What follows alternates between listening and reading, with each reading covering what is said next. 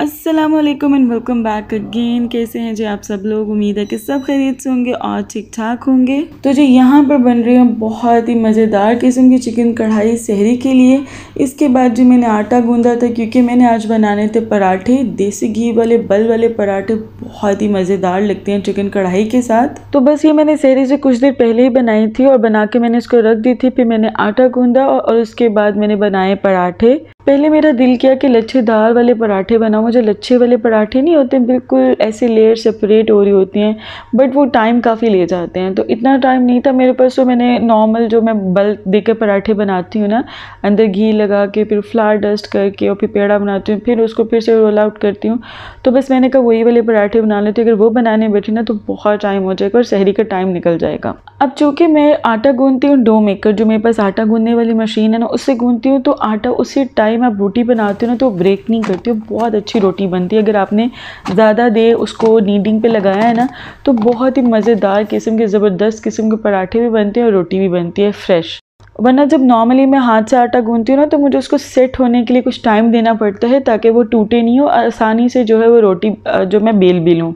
अब तो रूटीन मेरी इतनी टफ़ हो गई है ना कि उस सहरी के बाद भी मैं सो नहीं सकती क्योंकि आयान ने स्कूल जाना होता है और स्कूल भेजते भेजते मुझे, आयान को भेजने के बाद सोते सोते मुझे तकरीबन 7 बज जाते हैं, और अगर मैंने थोड़ा बहुत कोई काम करना हो तो 8 बज जाते हैं। तो इतनी ज़्यादा मेरी रूटीन टफ़ हुई हुई है ना कि मैं सोच रही हूँ कि रात को ना इफ्तारी के बाद जैसे मैं तरावी पढ़ती हूँ थोड़ी देर बाद मैं सो जाया करूँ, बट फिर मैं सो भी नहीं सकती क्योंकि अबिहा नहीं सोती है। तीनों बच्चों की टाइमिंग सोने की जागने की डिफरेंट है। सो मैं इस कदर मुश्किल में फंस गई हूँ ना कि मैं क्या बताऊँ। आज ना इसी तरह से मेरे पास मेरी स्टूडेंट है, वो आई, वो मुझे कहते हैं कि आप ना मुझे तैयार कर दें, आप बहुत अच्छा तैयार करती हैं, आपकी बेस बड़ी फ्लॉलेस आप ना लगाती हैं। तो मैंने कहा कि आज ना मेरे में ज़रा सी भी हिम्मत नहीं है। अबिहा ने मुझे सोने नहीं दिया क्योंकि मेकअप ऑल तो मुझे बहुत अच्छा लगता है करना, हर तरह से करना, बाय करना, हर चीज़ मेकअप से रिलेटेड अच्छी लगती है।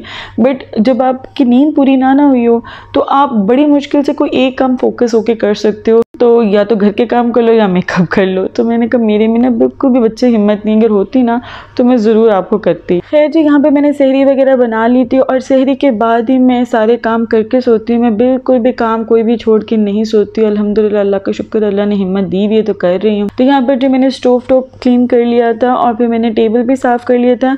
ज़िशान ने खाना खा लिया था और मैंने किचन भी क्लीन कर दिया था। इसके अलावा मैंने मोप भी लगा दिया। तो मोप मेरा बहुत ईजी है यूज़ करना, तो इसीलिए मैं कभी भी जब मेरा दिल करता है ना मैं उठाती हूँ और मैं लगा लेती हूँ। तो it's very easy for me. सहरी के बाद मेरे पास एग्जैक्ट 1 घंटा होता है, उसमें मैं कुरान पाक पढ़ लेती हूँ, और कभी कभार होता है कि 1.25 घंटा हो जाता है। तो फिर मैं आराम से कुरान पाक पढ़ने के बाद आयान को उठाती हूँ और फिर उसका ब्रेकफास्ट, जो उसका टिफ़िन बनाना है, वो सब चीज़ें कर लेती हूँ। तो यहाँ पर जो मैं आयान के लिए टिफ़िन बना रही थी उसके स्कूल के लिए फ्रेंच टोस्ट, वो मुझे कह के सोया था, वो मुझे बताकर सोता कि मम्मा मैंने क्या खाना है। तो आज वो मुझे कह के सोया था कि मम्मा मैं फ़्रेंच टोस्ट खाऊँगा, तो सो मैं उसके लिए फ़्रेंच टोस्ट बना रही हूँ यहाँ पर।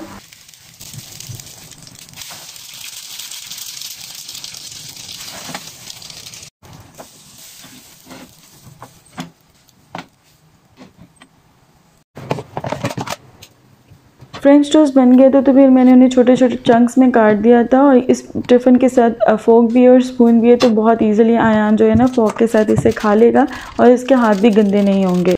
इसके अलावा मैंने बनाना भी रख दिया था। एक और बार मैंने कहा ट्राई कर लेती हूँ, मे बी आयान आज खा कर है, तो देखते हैं कि आयान खा कर आता है कि नहीं आता। और यहाँ पर आयान ने आज बात लेना था, तो मैंने इसको कहा था नहाकर सो जाइए, सुबह उठ के नहाना आपकी अपनी मर्ज़ी है। तो कहते मम्मा मैं सुबह उठ के नहाऊंगा और मेरी आइज़ भी ओपन हो जाएंगे ऐसे। इसी तरह से मुझे ये रात को कह के सोया था। सो मैंने इसको फिर सुबह ही नहला दिया। अल्लाह का शुक्र है आराम से इसने नहा लिया था और कह रहा था मैं कुछ नहीं खाऊंगा मम्मा, मुझे बस फीडर दे दो, मैं थोड़ा सा वो पीऊँगा। हाँ, फीडर पी के स्कूल चला गया था आयान, और आयान को छोड़ने के बाद मैं जाकर धड़म करके सो गई थी। और फिर मैं अबिहा ने मुझे जगाया और फिर मैं उठी, और फिर सबसे पहले मुझे काम होता है मैं अबिहा का डायपर वगैरह चेंज करती हूँ। डायपर चेंज करने के बाद फिर मैं उसको खिलाने ले जाती हूँ। बाज़ औक़ात मैं उसको नहला भी पहले देती हूँ खाने से पहले ही, और कपड़े वगैरह चेंज करके मैं उसको खिलाती हूँ। तो डिपेंड करते हैं उसकी डायपर की सिचुएशन पे वो लीक हुआ है कि नहीं हुआ है। वो खाना खाएंगे। और यहाँ पर जी अबिया के लिए मैंने सूजी बनाई थी। और इसके अलावा मैं सूजी में शुगर यूज़ नहीं करती हूँ। मैं जब तक मेरे बच्चे सूजी खाते हैं मैं इन्हें हनी डाल के ही देती हूँ, क्योंकि वो बहुत अच्छी रहती हैं। मेरी कोशिश होती है ना इन्हें मैं सॉल्ट दूँ और ना ही मैं इन्हें जो शुगर है वो दूँ। तो इसी तरह से अगर कुछ मीठा करना है तो मैं हनी डाल देती हूँ। और मेडिकली भी ये चीज़ बहुत हेल्दी है कि आप जितनी देर तक बच्चे को सॉल्ट और शुगर से दूर रख सकते हैं आप दूर रखें। फिर obviously with the passage of time उन्होंने ये चीज़ें खानी पीनी हैं ही हैं। और ये देखें जी अबिया ने फिर पीने का नया तरीका ईजाद किया है, कितना क्यूट भी है।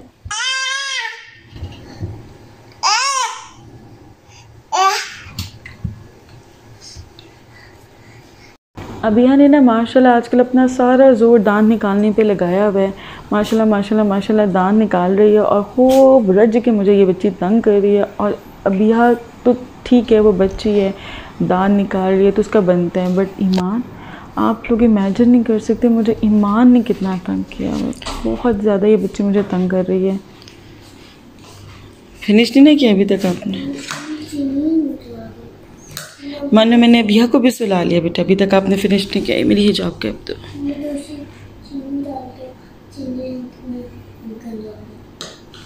बहुत ही मुश्किल से ईमान के अंदर जो है ना वो 2 टोस्ट गए हैं, वो भी छोटे छोटे से होते हैं। बड़ी मुश्किल से ये बच्ची खाती है, ज़्यादातर ये एक ही स्लाइस लेती है।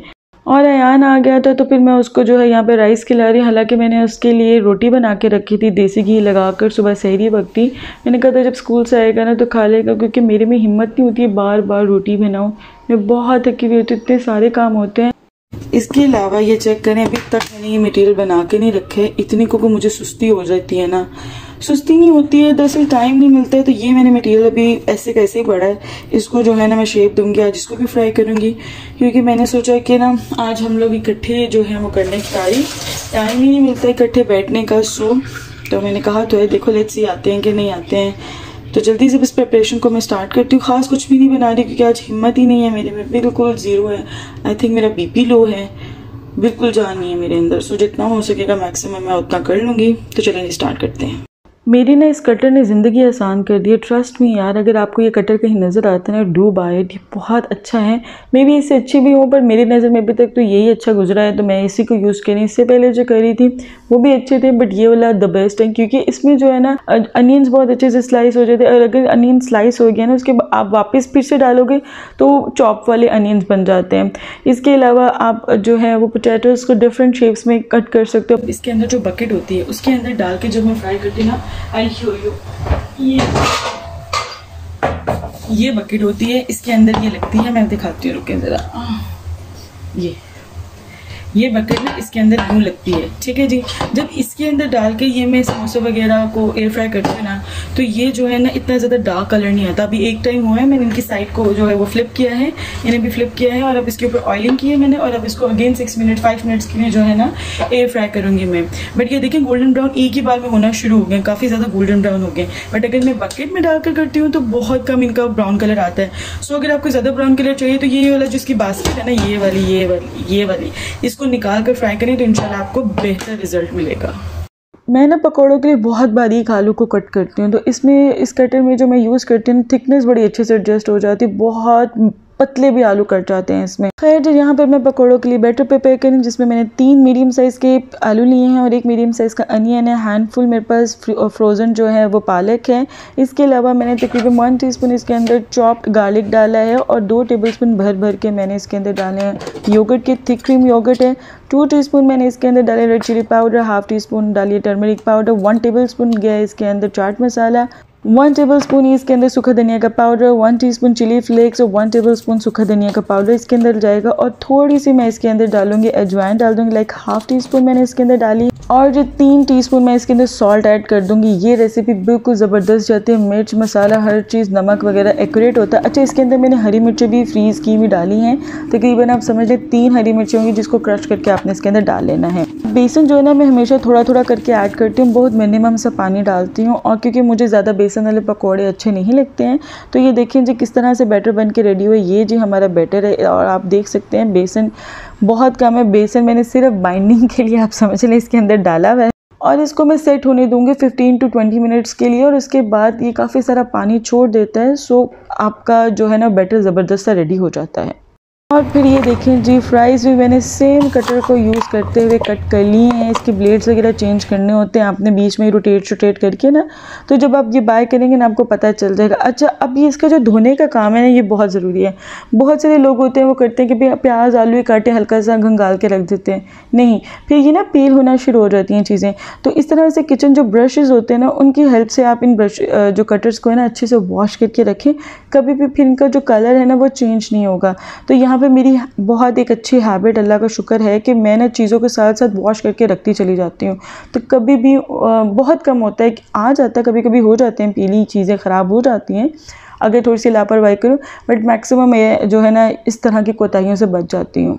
तो यहाँ पर जो मैंने करनी है फ्राइज़ को एयर फ्राई, तो उसके लिए मैं चीज़ें डाल दी, कॉर्नफ्लोर डाला, थोड़ा सा पेपरिका, ब्लैक पेपर, सॉल्ट है, ऑलिव ऑयल डाल के मैंने इसको अच्छे से मिक्स कर लिया और फिर मैं इनको एयर फ्राई कर दूँगी।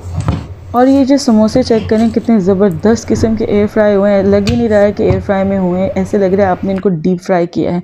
सो ये हैक अपना के देखिएगा, इंशाल्लाह आपके फ्राइज़ भी बहुत अच्छे बनेंगे। लोअर बकेट आपने यूज़ करनी है और आपके जो हैं वो समोसे भी बहुत अच्छे बनेंगे। इसके अलावा मैं किचन में इतना ज़्यादा काम किस तरह से मैनेज करती हूँ, वो इस तरह से कि भाई जो चीज़ मैंने जब यूज़ किया ना उसको फ़ौरन लिड लगा कर वापस जगह पर रख देती हूँ। जो चीज़ जहाँ से ली उसको एग्जैक्ट उसकी जगह पर रखती हूँ और कोशिश होती है मेरी कि साथ साथ मैं बर्तन धोती चली जाऊँ और फिर जैसे वो ड्राई होते हैं या कुछ को ड्राई करना पड़ता है क्योंकि जगह थोड़ी है, तो साथ ही मैंने किचन टॉवल रखे हुए हैं, उनसे मैं ड्राई करके इनको जगह पर रखती चली जाती हूँ। सो मेरे पास स्पेस भी अरेंज होती चली जाती है और किचन भी नीट एंड क्लीन रहता है। अगर मैं इसे नहीं करूँगी ना तो मैं कभी भी इतनी सारी चीज़ें एक टाइम पर नहीं बना सकूँगी। इसके अलावा ये जो कबाब है ना यार, ये बहुत ही फिट रहे हैं। कच्चे कीमे के कबाब है, मैंने जस्ट बनाकर इनको फ्रीज़र में फ्रीज़ किया हुआ है, कोई मैंने इनको स्टीम करके नहीं रखा, सिंपली बनाया और फ्रीज़र में रख दिया था शेप देख के। उठ के और ये देखें जी, पकौड़ों ने ठीक ठाक पानी छोड़ दिया है, ये देखें, ठीक है, इन्हें मैंने अच्छे से मिक्स कर लिया है। अच्छा, ये कबाब की मैं बात कर रही थी यार, ये इतने मज़े के रहे हैं और मेरे बच्चों ने बड़े पसंद किए हैं। आयान को इतने पसंद आया, मैं सोच रही हूँ इसको ना स्कूल में भी डाल के ये दूँ। इन कबाब के अंदर मैंने चीज़ फिल किया हुआ है, तो बहुत ही यम्मी कबाब है, ज़रूर ट्राई करिएगा रेसिपी।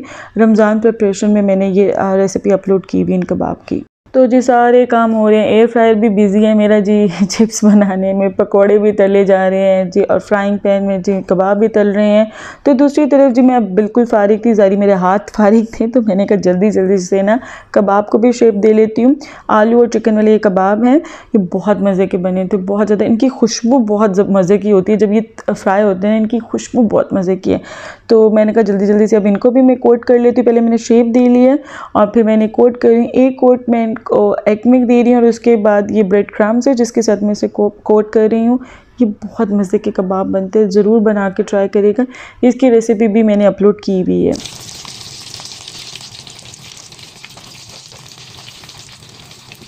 और इसकी खुशबू इतनी मज़े की है ना, मैं आपको बता नहीं सकती। ये देखें, जो ब्रेक कर गया था ना मेरा, उसको मैंने उसी टाइम निकाल लिया और फिर मैंने एक ब्रेक कर गया था, वो तो अंदर चला गया था ना ये वाला, तो इसको मैंने थोड़ा सा इसी तरह करके अंडा लगाया, साथ ही मैंने क्रम्स लगाया, फिर फ्राई करके ये देखिए बिल्कुल सील हो गया था।